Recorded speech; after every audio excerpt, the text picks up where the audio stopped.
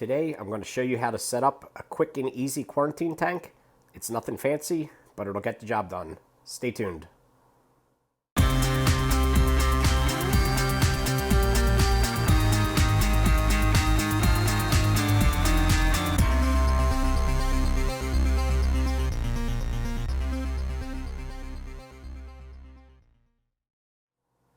I think in this day and age, we all understand the importance of quarantine.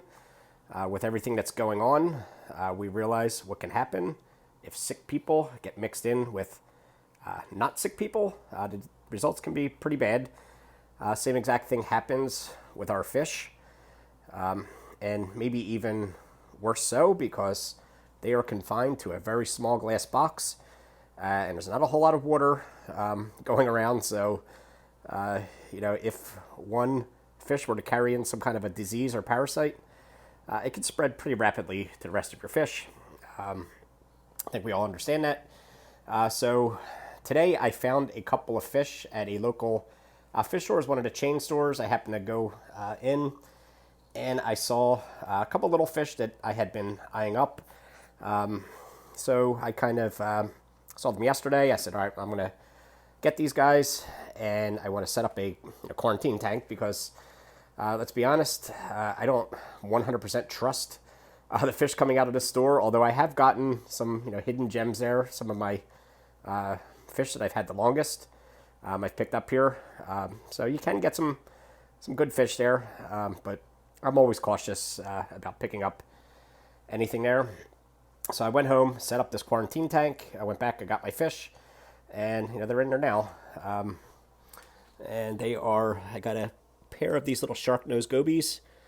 I got a really good price on them. They were only like $14, and they don't come around so often around here for some reason. These are captive bred. They online they typically go for like $25 or $30 plus shipping. So I saw these guys for $14. I just had to have them. I'm kind of on this like small fish kick, and I want to get these guys into my 180-gallon tank.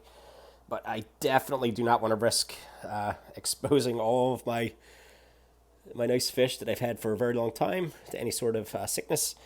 So I'm going to quarantine these guys. And I also did pick up a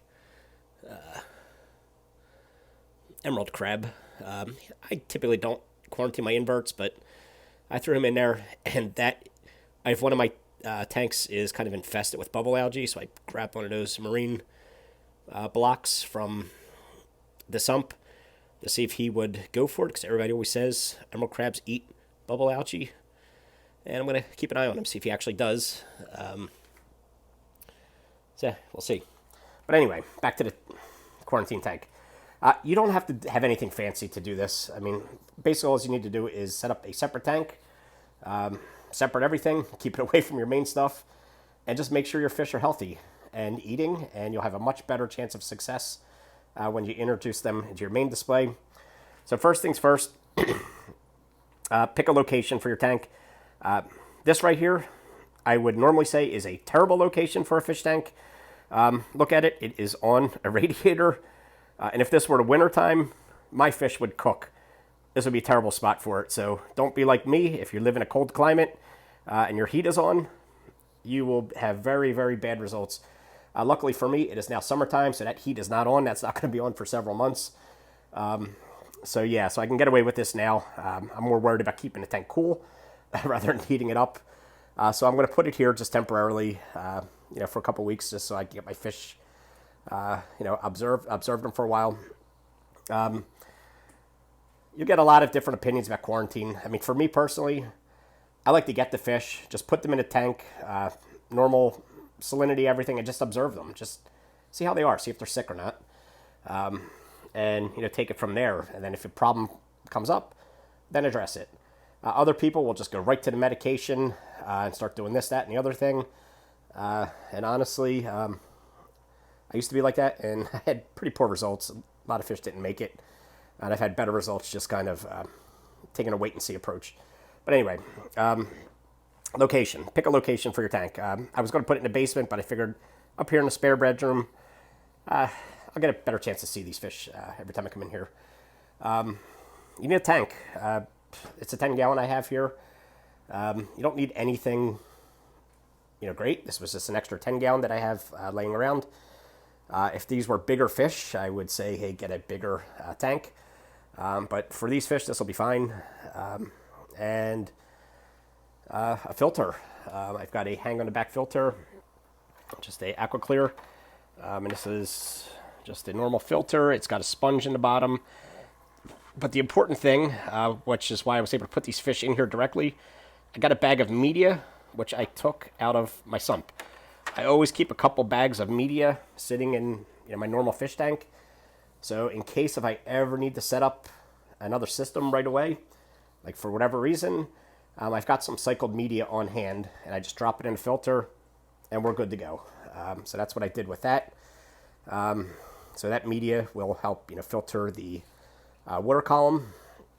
So I'm not really worried about any sort of ammonia spikes or anything. It's some well-cycled media.